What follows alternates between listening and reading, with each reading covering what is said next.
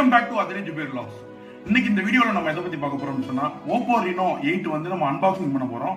அன்பாக்சிங்னா பிசிக்கலா அன்பாக்சிங் கிடையாது.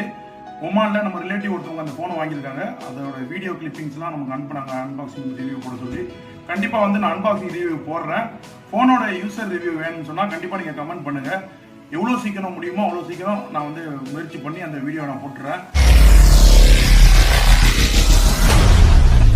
ஃபோனுடைய box blue கலரில் ஓப்போ பிராண்டிங்கோட OPPO RENO 8 Pro 5Gன்னு போட்டிருக்கு. பாக்ஸோட பேக் சைடில் வந்து ரேம் ரோம் IMEI டீட்டெயில்ஸ் போட்டிருக்கு.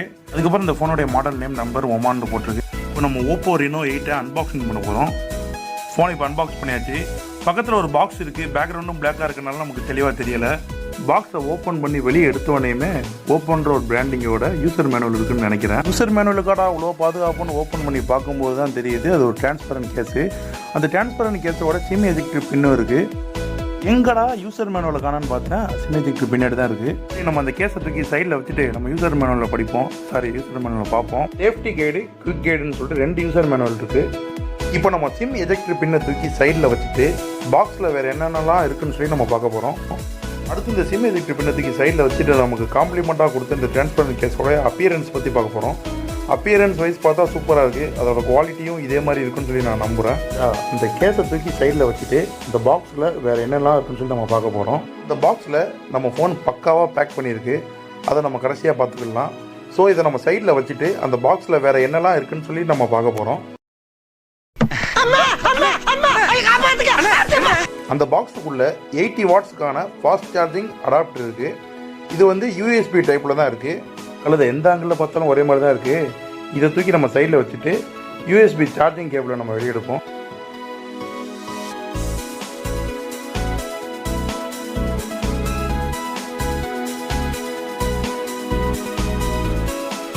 அதுக்கப்புறம் உள்ளே எடுக்கிறதுக்கு ஒன்றுமே இல்லை. ஸோ அந்த பாக்ஸையும் தூக்கி சைடில் வச்சுருவோம். பக்காவாக பேக் பண்ணியிருக்க ஃபோனை பிரித்து அதோடைய அப்பியரன்ஸ் எப்படி இருக்குன்னு சொல்லி நம்ம பார்ப்போம்.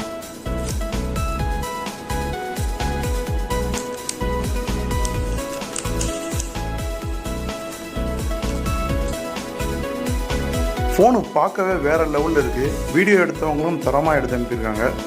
அதே மாதிரி எப்போதும் போல் க்ரீன் கலரில் வச்ச பவர் பட்டனு. அதுக்கப்புறம் பார்த்தீங்கன்னா ஃபோனுடைய பாட்டமில் ஸ்பீக்கரு, சார்ஜிங் போட்டு, சிம் ட்ரே, அப்புறம் லெஃப்ட் சைடில் வந்து வால்யூம் அப் டவுன் பட்டன் இருக்குது. அதுக்கப்புறம் எப்போதும் போல் ஃபோன் பேக்கில் OPPO பிராண்டிங் போட்டிருக்காங்க.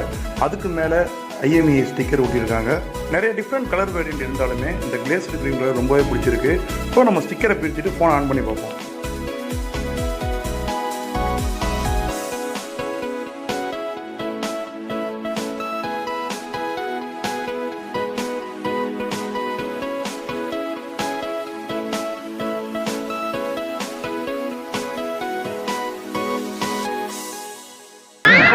என்னையும் மதிச்சு